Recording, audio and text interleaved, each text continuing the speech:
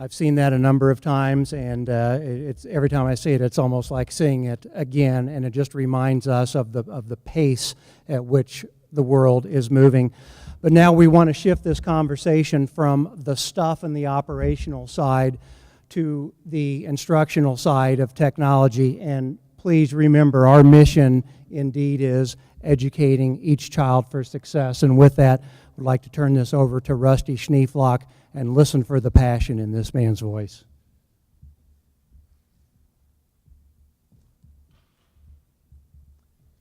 Good evening. We believe we have a wonderful vision in the St. Joe School District to provide amazing services to our teachers and our staff, our children. We have a wonderful K-12 philosophy. It's a constructivist philosophy that we believe will provide the tools and resources that they're going to need to be successful. We believe that students, to be successful, will learn to construct their own learning. We believe that there's a transfer of knowledge that happens best when students are actively engaged in their own learning.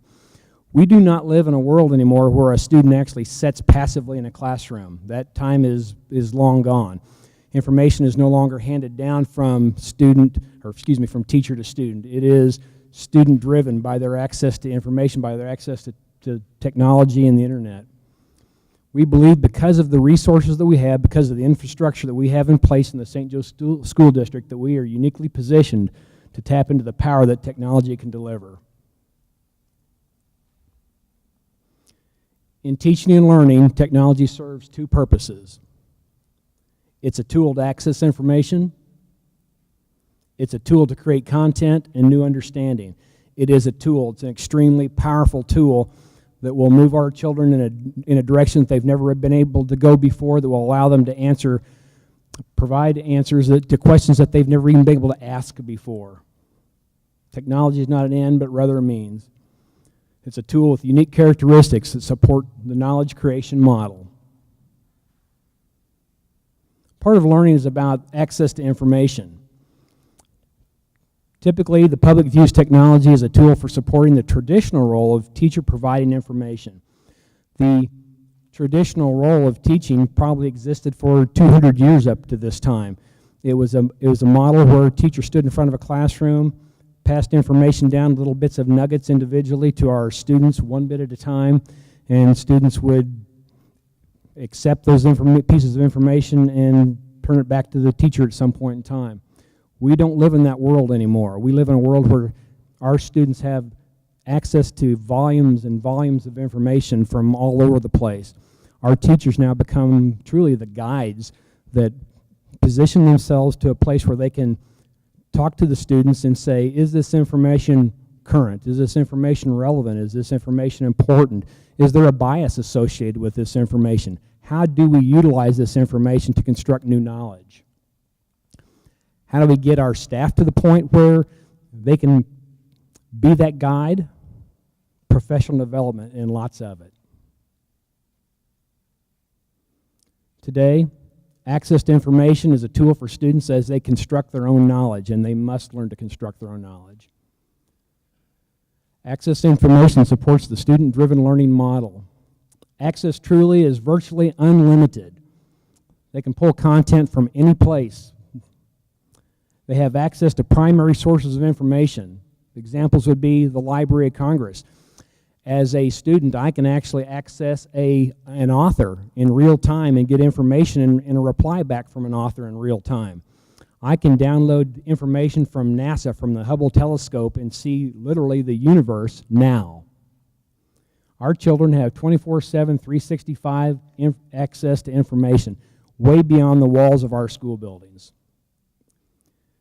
St. Joe School District embraced this shift several years ago. We went down to Benton High School and literally gutted out that facility. We redesigned it from the ground up. The results truly are amazing. If you've not been down there, I encourage you to do so. It is a true learning environment. Our students go into the library in groups and classrooms. It's a collaborative learning situation. It is no longer a traditional, quiet library. It is truly a beautiful place to work. This is Kurt Fuse. He is the Director of Technology for the Department of Elementary and Secondary Education. He would like this opportunity to talk to you just for a minute. Hi, my name is Kurt Fuchs, and I work at the Missouri Department of Elementary and Secondary Education in a variety of areas. I have oversight over library media centers, virtual schools, and instructional technology. I'm sorry that I'm not able to join you in St. Joseph today, but I do appreciate the opportunity to give you a state perspective on how far ahead the St. Joe School District is when it comes to their vision on accessing information and how it supports the student-driven learning model. The Missouri Department of Elementary and Secondary Education just completed the process of rewriting the information literacy grade level expectations, GLEs, as we refer to them here in the state. As we went through the process of rewriting the GLEs, we felt it was important not to attach these GLEs to another discipline like communication arts, but they are now a separate area in the state of Missouri. We had an 18-member committee that did the rewrite.